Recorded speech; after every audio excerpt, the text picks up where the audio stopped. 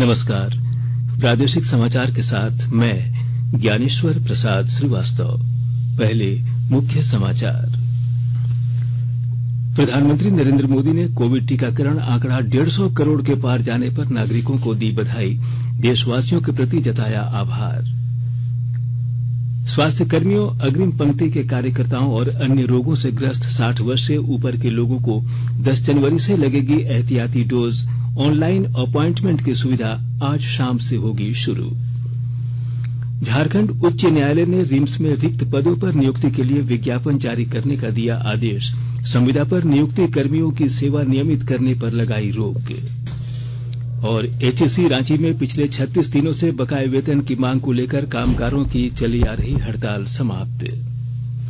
और समाचार से पहले एक जरूरी संदेश।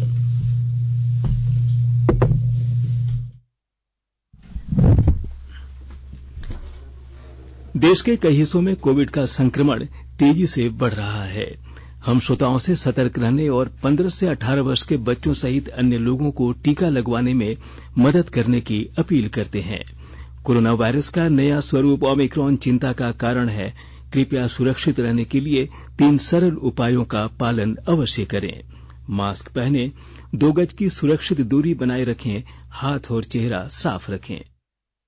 कोविड से संबंधित कोई भी जानकारी और मार्गदर्शन के लिए आप राष्ट्रीय हेल्पलाइन नंबर 011-2397-8046 और 1075 पर संपर्क करें। इसके अलावा राज्य हेल्पलाइन नंबर 104 डायल कर समस्या का त्वरित समाधान लिया जा सकता है। महिला और बाल विकास मंत्रालय की चाइल्ड हेल्पलाइन है 1098। वरिष्ठ नागरिकों के लिए हेल्पलाइन 14567। मनोवैज्ञानिक सहायता के लिए निमहांस का नंबर है 0804110007। आयुष कोविड परामर्श हेल्पलाइन नंबर है 14443 और MyGov WhatsApp help desk number 90131515 पर व्हाट्सएप मैसेज भेजकर टीके का प्रमाण पत्र यथाशीघ्र डाउनलोड किया जा सकता है। और अब समाचार विस्तार से। प्रधानमंत्री नरेंद्र मोदी ने कोविड टीकाकरण आंकड़ा 150 करोड़ के पार जाने पर नागरिकों को बधाई दी है। एक ट्वीट में श्री मोदी ने कहा कि पूरा देश टीकाकरण अभियान को सफल बनाने में जुटे लोगों का आभारी है। श्री मोदी ने कहा कि टीकाकरण से लोगों का जीवन बचाना सुनिश्चित हुआ है। प्रधानमंत्री ने कोविड एहतियाती उपायों के कड़ाई से पालन पर जोर दिया। उन्होंने कहा कि हमें डॉक्टर, वैज्ञानिक, नवाचारियों और स्वास्थ्य देखभाल कर्मियों का आभारी होना चाहिए। श्री मोदी ने कोविड के खिलाफ सभी पात्र लोगों से टीका लगवा लेने का आग्रह किया। केंद्र सरकार ने कहा है कि कोविड रोधी टीके की एहतियाती डोज के लिए नया पंजीकरण कराने की जरूरत नहीं है। एहतियाती डोज स्वास्थ्य कर्मियों, अग्रिम पंक्ति के कार्यकर्ताओं और अन्य रोगों से ग्रस्त 60 वर्ष से ऊपर के लोगों को 10 जनवरी से लगाई जानी है। सरकार ने कहा है कि कोविड टीके की दोनों डोज लगवा चुके ये लोग एहतियाती डोज के लिए अपॉइंटमेंट ले सकते हैं या किसी भी कोविड टीकाकरण केंद्र पर सीधे जा सकते हैं। इस बारे में निर्धारित कार्यक्रम आज जारी किया जाएगा। ऑनलाइन अपॉइंटमेंट की सुविधा भी आज शाम से शुरू हो जाएगी। देश में पिछले 24 घंटे में कोरोना संक्रमण के 1,41,986 नए मामले सामने आए। वर्तमान में 3,71,000 मरीजों का इलाज चल रहा है। अब तक 68 करोड़ 84 लाख से अधिक कोविड नमूनों की जांच की जा चुकी है। इधर देश में ओमिक्रॉन के कुल 3,071 मामले सामने आए हैं। स्वास्थ्य मंत्रालय ने बताया कि अब तक 1,203 लोग ओमिक्रॉन संक्रमण से ठीक हो चुके हैं। इधर राज्य में अब तक 3,09,44,333 लोगों को कोविड-19 का टीका लग चुका है। इनमें से 1,89,91,257 लोगों ने टीके की पहली डोज और 1,16,94,715 ने दूसरी डोज ले ली है। इस तरह लक्ष्य के विरुद्ध 79% लोगों को पहला और 48% को दूसरा डोज लग चुका है। इधर 15 से 18 वर्ष के लिए चल रहे टीकाकरण अभियान के तहत पिछले 5 दिनों में 2,68,361 किशोरों ने पहली डोज ले ली है।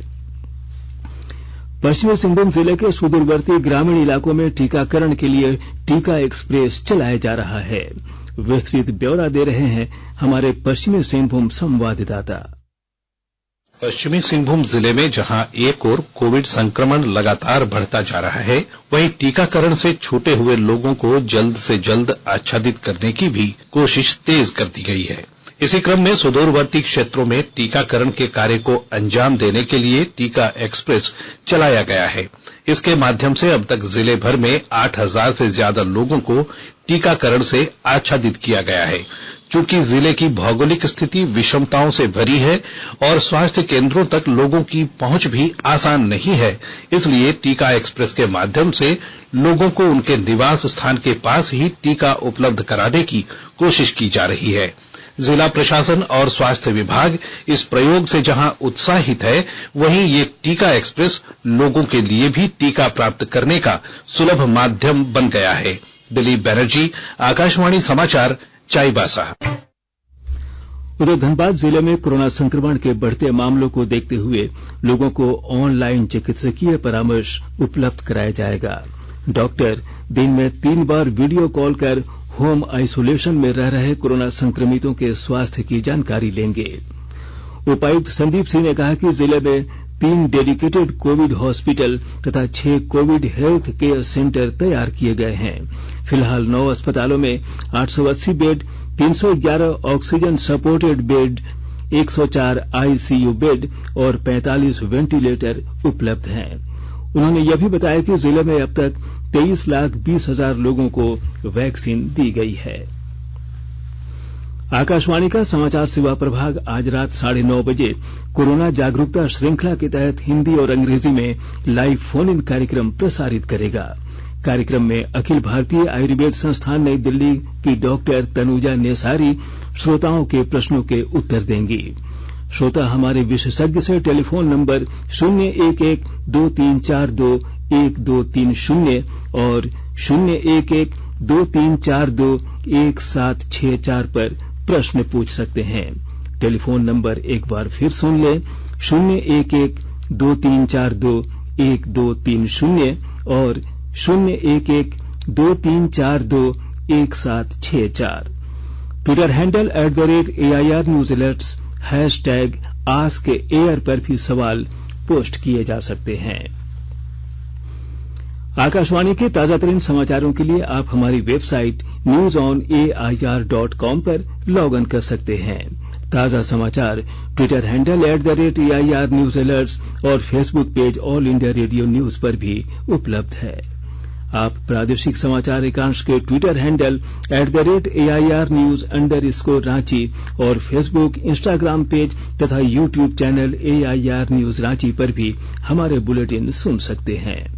प्रादेशिक समाचार आप आकाशवाणी रांची से सुन रहे हैं और अब पेश है कोरोना से बचाव के कुछ संदेश।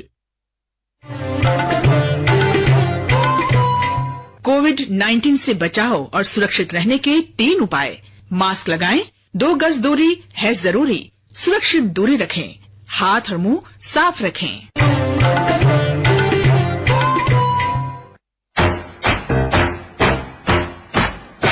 चलो मिलकर एक शुरुआत करें, चलो एक फैसला आज करें, मास्क नहीं तो टोकेंगे, कोरोना को रोकेंगे, चलो एक वादा करते हैं, चलो एक वादा करते हैं, मास्क नहीं तो टोकेंगे, कोरोना को रोकेंगे। भारत सरकार द्वारा जनहित में जारी। प्रादेशिक समाचार में आपका फिर से स्वागत है। झारखंड उच्च न्यायालय ने रिम्स रांची में रिक्त सभी पदों पर नियुक्ति के लिए विज्ञापन जारी करने का आदेश दिया है। मुख्य न्यायाधीश डॉक्टर रवि रंजन और न्यायाधीश सुजीत नारायण प्रसाद की खंडपीठ ने एक जनहित याचिका पर सुनवाई करते हुए कहा कि अदालत की अनुमति के बिना संविदा पर नियुक्ति कर्मियों की सेवा किसी भी परिस्थिति में नियमित नहीं होनी चाहिए। अदालत ने इस बात पर नाराजगी जाहिर करते हुए कहा कि यहां बैकडोर से संविदा पर नियुक्त कर उन्हें नियमित कर दिया जाता है, जो नियमों की अवहेलना है। इस मामले पर अगली सुनवाई 3 सप्ताह के बाद होगी। उधर रिम्स में अब तक जन औषधि केंद्र नहीं खोले जाने के एक मामले में सुनवाई करते हुए उच्च न्यायालय ने गहरी नाराजगी जताई। इस पर रिम्स प्रबंधन द्वारा बताया गया कि जन औषधि केंद्र खोलने के लिए स्थान आवंटित कर दिया गया है। अदालत ने कहा कि अगली सुनवाई के पहले रिम्स में जन औषधि केंद्र खुल जाना चाहिए। भारी अभियंत्रण निगम HEC रांची में पिछले वर्ष 2 दिसंबर से बकाये वेतन की मांग को लेकर कामगारों की चली आ रही हड़ताल समाप्त हो गई है। HEC प्रबंधन द्वारा 10 जनवरी तक 1 माह का वेतन जारी करने तथा नियमित वेतन के साथ हर माह बकाये वेतन का आधा भुगतान करने का आश्वासन दिए जाने के बाद कामगारों ने 36 दिन से चली आ रही हड़ताल समाप्त करने का निर्णय लिया।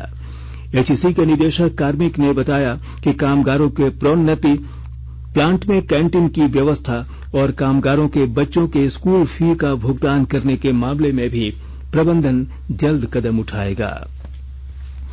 पलामू टाइगर रिजर्व क्षेत्र में एक बार फिर बाघ होने के प्रमाण मिले हैं। विस्तृत ब्यौरा दे रहे हैं हमारे पलामू संवाददाता। एशिया के प्रसिद्ध पलामू टाइगर रिजर्व में बाघ का मल यानी स्कैट मिलने के बाद बाघ के मौजूद होने की पुष्टि हुई है। बाघ का स्कैट मिलने के बाद पलामू टाइगर रिजर्व में निगरानी बढ़ा दी गई है। इसके साथ ही बाघों की गिनती के लिए फरवरी के अंत तक 1000 ट्रैकिंग कैमरे लगाए जाने की योजना है। वर्ल्ड लाइफ इंस्टीट्यूट को पलामू टाइगर रिजर्व में 22 दिसंबर को 6 स्कैट मल मिले थे।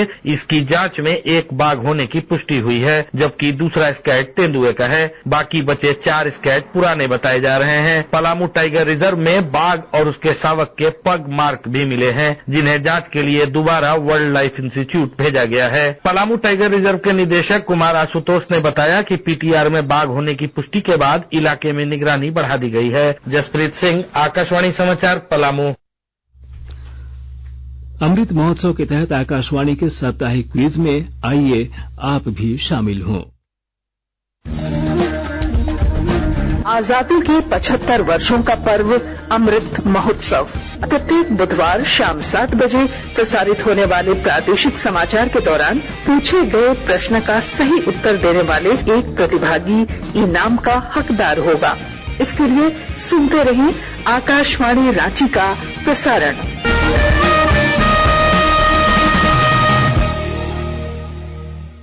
जागो ग्राहक जागो, जागो ग्राहक जागो।